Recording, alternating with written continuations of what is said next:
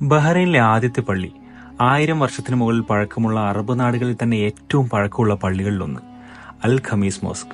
AD 692 നിർമ്മിച്ചു എന്ന് കരുതപ്പെടുന്ന ഒരുപോലെയുള്ള മിനാരങ്ങളുടെ പേരിൽ പ്രശസ്തിയുള്ള ഒരു പുരാതനമായ മസ്ജിദ്. ഇത് ഉമൈദ് ഖലീഫ ഉമർ ടുവിന്റെ കാലഘട്ടത്തിൽ നിർമ്മിച്ചു എന്നാണ് പറയപ്പെടുന്നത്. ചുണ്ണാമ്പ് കല്ലുകളും പവിഴക്കല്ലുകളും തടിയും ഉപയോഗിച്ച് മാത്രം നിർമ്മിച്ച ഒരു പള്ളി എന്ന പ്രത്യേകതയും ഇതിനുണ്ട്. ഇതിലെ 2 മിനാരങ്ങളും 14th and 15th സെഞ്ചുറികളിലായി റീബിൽഡ് ചെയ്യുകയാണ് ഉണ്ടായത്. ഇത് ഇന്ന് ബഹ്റൈൻ ഇസ്ലാമിക ചരിത്രത്തിന്റെ പ്രതീകം കൂടിയാണ്.